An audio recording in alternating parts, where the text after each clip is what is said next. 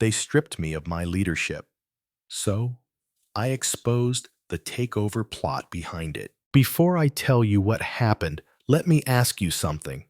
Have you ever walked into a meeting and known, without a single word spoken, that you were already out, the coffee's still warm in your hand, your jacket's barely off your shoulders, but the air in the room, tight cold, still tells you everything you need to know? That was the morning I stopped being in charge. It was a Tuesday, late fall in Vancouver. Gray skies pressing down on the city like an overdue confession.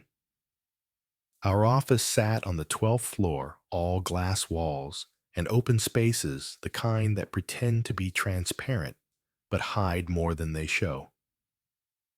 You could see the harbor from the west window, but that day I barely noticed the cargo ships drifting through the fog. I had bigger cargo on my back. I'd been with Crossbridge Logistics for almost 12 years. Started when we were just 50 people in a cramped co-working loft in Mount Pleasant. I stayed through 3 office moves, 4 CEOs, and 1 near bankruptcy. By the time I became regional director, we had over 800 employees across the country and enough contracts to keep us moving even through the worst winters. I didn't get there by shaking hands and smiling through board meetings. I got there because I worked quietly, relentlessly. So when I got the calendar invite for a leadership realignment discussion at 8:15 a.m. with no agenda and no CCs, something twisted low in my gut. But I went. Of course I went. That's what loyalty looks like, right? The boardroom was colder than usual. 3 people were already seated. Lindsay, the new VP from head office in Toronto, Kevin, our HR lead, and someone I didn't recognize, young, overdressed, probably legal. They didn't stand when I walked in, just nodded, lips tight. Lindsay started talking first. Her voice was smooth, practiced. She said the company was entering a transformative growth phase, that corporate needed fresh dynamics in regional leadership. That word again, realignment. Like I was a crooked chair leg. I kept my face neutral. I knew how this game worked. But when she slid a folder across the table with my name printed in blue ink, my fingers froze. Inside, a reassignment notice. No longer regional director. Effective immediately. Strategic advisor, it said. No team. No reports. No power. Just a title and a corner desk. A quiet exile wrapped in polite HR language. I didn't speak for a long moment. I looked at Lindsay, then Kevin, then at the unknown suit who hadn't said a word. My voice when it came was low, steady. Who's replacing me? Lindsay smiled tight, artificial. We'll be bringing in an external candidate, someone with M&A expertise. That was it. The clue. The one crack in the glass. M&A, mergers, and acquisitions. Why would we need that in Vancouver? We weren't merging. We weren't acquiring. We were regional operations. The backbone. The warehouse to doorstep grind.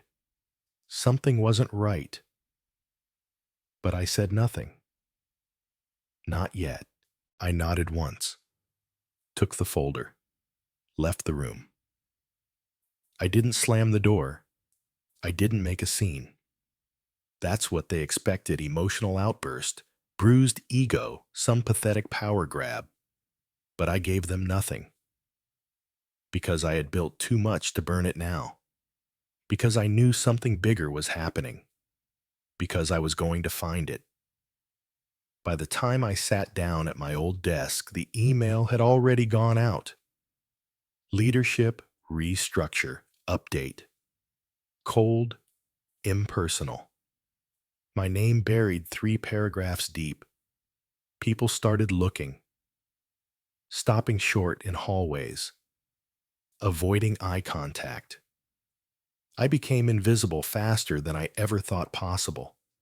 And yet, I wasn't gone. Not really.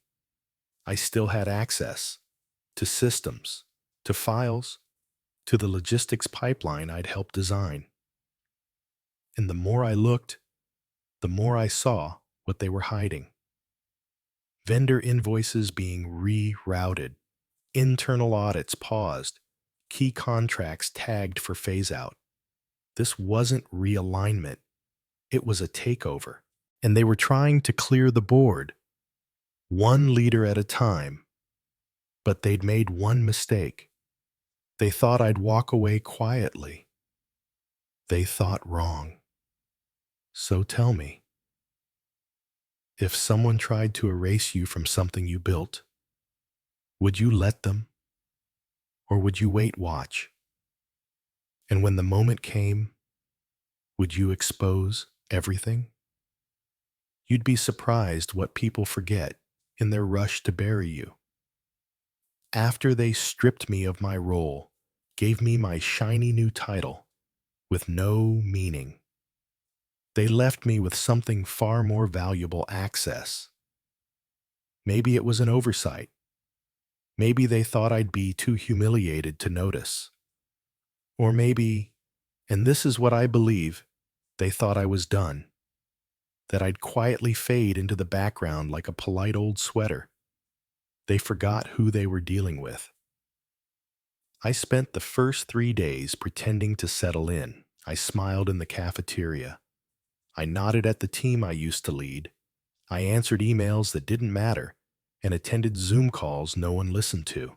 But under the surface, I was mapping every system, every back channel, every blind spot.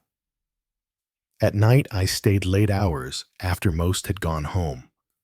I'd flick off my light so the janitor wouldn't ask questions, then work in the glow of the monitors. The new security cameras, they only covered the main corridors. The server hallway still a blind spot, just as I remembered. The deeper I dug, the more obvious it became. Something was bleeding money. 3 months earlier, we'd signed a service contract with a third-party shipping firm called Northreach Logistics. That wasn't unusual on its own. We outsourced last-mile delivery sometimes. But this contract, it was different. Triple the rate, no penalty clauses, and buried inside a clause that handed Northreach access to our client database. Didn't make sense, unless someone wanted it not to. That night, I took the service code and ran it through our internal bid history. Northreach had never even submitted a proposal. It wasn't just a bad deal. It was a silent handoff to someone who already knew our system inside out. I sat back in my chair and let the silence settle. I knew what I was staring at. This wasn't just a hostile takeover. It was an inside job. The next morning, I played it cool.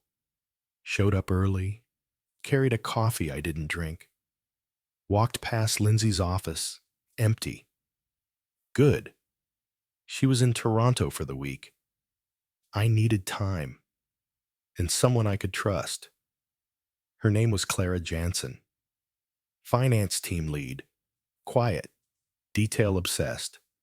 The kind of person people underestimate until the numbers don't add up, and she's already spotted the decimal out of place. We'd worked together for years. I knew she wouldn't scare easy. I found her in the 4th floor break room, sipping tea like it was armor against everything going on. "Clara," I said softly, "I need 15 minutes. Somewhere no one watches. She blinked up at me, then glanced down the hallway. Archive room, she murmured. Half the lights are broken. No one's used it since pre-COVID. We met there 20 minutes later. I didn't waste time. Showed her the invoice logs, the bid records, the clause in the Northreach contract. She didn't speak for a full minute. Then she exhaled slowly. You're not paranoid. I nodded once. I wish I was. Clara looked at me like someone recalculating everything she thought she knew. Then she reached into her tote bag and pulled out a folded spreadsheet. I've been tracking unexplained budget shifts, she said. Thought it was just poor planning from HQ. But last week, 2 vendors got paid twice for services that never happened. The payment codes match yours. We stood in that dim room surrounded by dust and old box files, and in that moment, something unspoken passed between us. It was real. We weren't crazy. We weren't overreacting. We were standing at the edge of something much bigger. And we were alone. Well, almost. Because I had one more card to play. His name was Ben Travers. Security analyst, 26. Lives on energy drinks and cynicism. But he'd once flagged a phishing attempt that even our external auditors missed. The kid was sharp. And more importantly, he owed me one. Years ago, when it was trying to cut his contract during a hiring freeze, I'd pulled strings to keep him on. Told him he was too valuable to lose. He never forgot that. So, when I messaged him that night with one line, need your eyes on internal traffic logs. Discreet. He replied in under 5 minutes. The next day, he dropped a flash drive on my desk like it was nothing. You didn't get this from me, he muttered, and walked off. I waited until everyone was gone. Then I opened it. What I found confirmed everything and made it worse. Dozens of data transfers, internal, scheduled at odd hours, server to server, all masked under generic labels like System Sync or Inventory Clean. But the destination, an IP address, registered under a shell company in Calgary. A company owned by Northreach's parent group, a group with ties to one of our board members. They weren't just outsourcing logistics. They were siphoning our entire infrastructure, preparing for a split or a sell-off. And to do that cleanly, they had to cut me out. I stared at the screen, heart pounding. This wasn't about leadership. It was about erasure. And now I had proof. But what would I do with it? Who would believe the disgraced ex-director with a grudge? And how do you bring down a plan that was months, maybe years in the making? If I moved too soon, they'd bury it. If I moved too late, they'd bury me. So I took a breath, backed up the files, closed every tab, and said to myself, let them think I'm gone. Let them think I'm small. Because what they didn't know was that I was just getting started. By the time Friday came, the office felt colder. Not literally, just in that way. People go quiet when they sense something brewing. Like the air had changed pressure, and everyone was waiting for a storm they couldn't name. I walked through the hallways like a ghost. People nodded but didn't stop. Conversations ended just as I approached. The irony, I didn't mind. Let them keep their distance. It gave me room to think. I had 3 pieces of the puzzle now. The Northreach contract, the payment irregularities, and the server data logs tied to a shell company connected to one of our board members. What I didn't have yet was a plan that wouldn't blow up in my face. And that's where the 4th piece came in the meeting. It was scheduled innocently enough Q2 transition planning. But the invite list made my skin crawl. Lindsay, two directors from Toronto, a consultant named Hallen, they flew in from Vancouver, and tucked in quietly Peter Langston. Peter was our chief strategy officer, smart, polished, the kind of guy who could charm his way through a layoff memo. On paper, he had nothing to do with logistics or vendor contracts. But according to Ben's metadata traces, the data streams led straight to his secure login. If Langston was the spider in this web, this meeting was my chance to watch him spin it. I needed to be in the room. Problem was, I wasn't on the list. That's where Clara came in. She'd already taken a risk joining me. But when I told her what I'd found everything we both knew, there was no turning back. The room's on the 6th floor, she whispered. Conference B. I'll delay Lindsay 5 minutes with a budget question she can't ignore. That's your window. It was reckless. It was risky. But it was all I had. That morning, I dressed like I used to, charcoal suit, fresh-shaved, sharp black shoes that clicked against the tile like punctuation. I needed to look like I belonged. At 10:57 a.m., I made my move. By the time I reached the frosted glass doors of Conference B, Lindsay's voice was echoing from the other hallway, mildly frustrated, just distracted enough. I slid through the door slow and silent. 8 people turned, some startled, some annoyed. Peter Langston's eyes narrowed slightly. Daniel, he said, calm, too calm. Didn't know you were on the docket. I smiled. Neither did I. But since my team's entire back end is about to be transitioned without my input, I figured I'd make time. He gestured loosely. Be our guest. I took a seat, third from the end, facing the projector. For 20 minutes, they talked in code. Operational efficiencies, strategic divestments, exploratory partnerships with regional carriers. But I wasn't listening to the words. I was watching him. Langston barely touched his coffee, never looked directly at the screen. But when Hallen brought up Northreach's scalable infrastructure alignment, something in his jaw tensed. That was it. My signal. I leaned forward. With respect, I said quietly, why are we aligning our infrastructure with a vendor that doesn't appear in any formal bidding process? The room froze. Hallen blinked. Excuse me. I repeated it a little louder. No bid record, no third-party assessment, no conflict disclosure. And I let my voice sharpen, no internal handover protocol for data migration. So again, why are we entrusting Northreach with our critical backend? Langston finally spoke. That's a serious allegation, he said, and not an appropriate forum. I agree, I replied, sliding a folder onto the table. Which is why I've prepared a summary of internal file transfers, masked IP logs, and payment irregularities linked directly to this transition, one of which was timestamped under your login. Dead silence. One of the consultants reached for the folder. Langston's hand stopped him. This is nonsense, he said, standing. I stood too.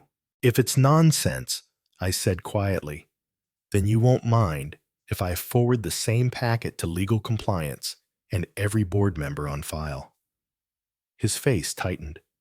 I stepped back from the table, calm, controlled. And in that moment, I wasn't the ghost in the hallway anymore. I was the fire they couldn't put out. As I turned to leave, I heard someone murmur, Jesus Christ. But I wasn't listening. Because I had one more move to make and it was time to make it public. Clara met me outside the building with a flash drive backup. "I'll delay the review board 2 days," she said. "You'll need every hour." "I won't waste it," I replied. That night, I didn't go home. I went to the local CBC affiliate's tip line. I uploaded a redacted report with the title "When Leadership Turns into Looting, a Case Study from Inside." I didn't include names yet, but I knew this once the questions started, they wouldn't stop. Not this time. And if they came for me, well, they already had. But now, I was ready. The CBC didn't reply that night. They didn't need to. By 9:12, the next morning, the story was live. It wasn't on the front page, not yet. But it was there, in the Investigations tab, tucked between exposés on hospital billing scandals and government missteps. My headline was bold, simple, and sharp enough to leave a mark: "Whistleblower reveals secret back-end deal at major logistics firm." Beneath it, just one sentence: "Anonymous source alleges financial misdirection, internal silencing, and a suspicious contract with private vendor Northreach." And that was enough. My phone buzzed before my coffee even finished brewing. Clara first, then Ben, then 3 unknown numbers in rapid succession. I didn't answer, not yet. Because the moment you start playing defense, you've already lost. Instead, I dressed slowly, deliberately. I stepped into the same boots I wore when we built the regional network out of the back of a warehouse 10 years ago. Before the suits, before the slideshows, before they started calling up employees and resources. That was the man they underestimated. That was the man walking into the office that Friday morning. The building felt numb, not tense, just stunned, like someone had pulled the emergency brake on a moving train. People looked at me, then quickly looked away. I didn't expect applause, but I did expect confrontation. It came at 10:47 a.m. Daniel, boardroom 4, now. Lindsay, hair tighter, voice clipped, holding a manila folder like it could somehow hold back what was coming. When I stepped into boardroom 4, 4 people were already seated. Langston was not among them. Instead, it was the company's general counsel, 2 senior VPs, and a new face, older, thin-rimmed glasses, hands steepled like a chess player, deciding whether to resign or strike. "We've reviewed your claims," the man said, his voice as dry as a contract clause. "And while your approach was unconventional, the contents warrant serious attention." He didn't thank me. He didn't condemn me. He was weighing me. I let the silence hang just long enough to force Lindsay to break it. "You violated internal disclosure protocol," she snapped. "You've damaged trust, undermined internal processes. You've made us vulnerable." "You made us vulnerable," I said evenly. "I just exposed the wound." Her knuckles whitened around the folder. "Langston has voluntarily stepped aside pending review." The man in glasses continued. "Effective immediately, a third-party audit has been commissioned. And you," he paused, "are being offered reinstatement, not to your prior title, but a temporary advisory position, subject to conditions." I felt the heat rise in my chest. Conditions? After everything? After they gutted my role, iced me out, let vultures circle the legacy I helped build. They wanted conditions. "I'm not here for cleanup," I said quietly. "I'm here for truth. You want an advisor, I'll advise. But if you want a fall guy, find someone else." To their credit, no one argued, but no one thanked me either. Because when you hold up a mirror, people don't applaud. They flinch. I left the boardroom with a copy of the audit terms in one hand and the unmistakable feeling that I had just walked deeper into the fire, not out of it. Outside, Clara was waiting. "They've locked down the dev servers," she said, "but not fast enough. We got the access logs. One of the subcontractors Northreach used was flagged by Revenue Canada 6 months ago for laundering." My heart dropped. "This goes beyond Langston," I muttered. "Much further." We stood there in silence for a beat. Then I said it out loud. "We're not just fixing a company, are we? We're cracking a network." Clara nodded. "One designed to survive behind layers of deniability. But not this time." For the first time in weeks, I exhaled fully. And then I smiled. Not because it was over, but because the next chapter would be written on our terms. And the world was watching now. They called it a town hall, but it felt like a trial. A full floor of staff engineers, warehouse coordinators, developers, and even admin support packed into the open concept atrium that was always more design statement than meeting space. I stood on the small platform beside Clara, a microphone in one hand and a different kind of weight in the other. The audit results had arrived, and they were undeniable. Multiple layers of concealed contracting, all tied to dummy vendors. Northreach was just the surface. Beneath it, a quiet trail of payouts, phantom performance bonuses, and shell companies listed under unrelated industries, landscaping, marine insurance, even waste removal. It wasn't just deception, it was design. Langston had resigned that morning. No statement, no apology. Just a silent retraction of power signed, time-stamped, and delivered by legal counsel before the building was even fully awake. But his absence didn't fix anything.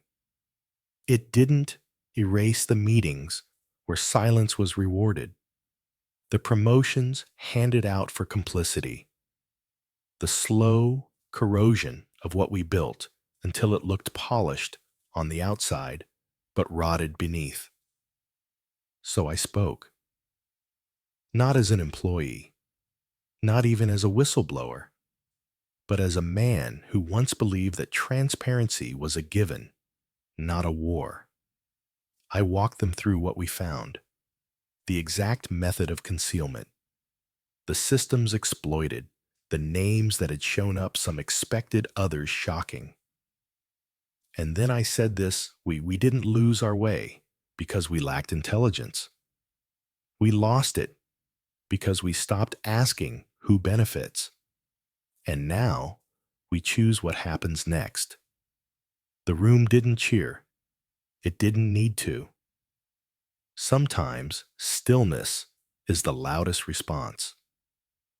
Afterward, a man I barely knew from our northern logistics unit approached me. He looked about 60. Wiry hands, faded tattoos barely visible through the rolled sleeves of his safety vest. "You saved this place," he said. "Just not the way anyone expected." I shook his hand, and in that moment, I knew I was done.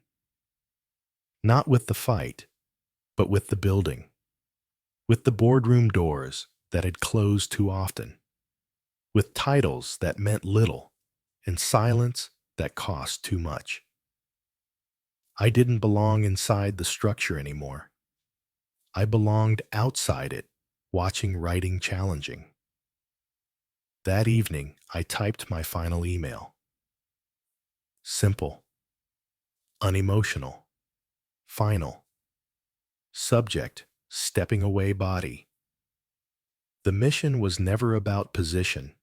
It was always about principle. I'm proud of what we uncovered, and even more proud of the people who stood with me to uncover it. See you on the outside. Daniel. I hit send, closed the laptop, and breathed for the first time in months like the air wasn't borrowed. A week later, a journalist I'd never met messaged me directly. Saw your story. We're putting together a long-form doc on corporate whistleblowing in Canada. Want to talk? I did. But I asked for one condition. No voice distortions. No shadows. No disguises. Just me. Because if there's one thing I learned in this story, it's that people don't just need the truth. They need to see the face that fought for it. And now I ask you, if you've ever been silenced, sidelined, or sacrificed for the comfort of the powerful, speak. If not for vengeance, then for clarity. Because the world won't change just because we're angry. It will change because we documented everything. And we hit send. If this story hit close to home, share your thoughts in the comments. Let someone else know they're not alone. And remember, sometimes they bury you because they fear your roots.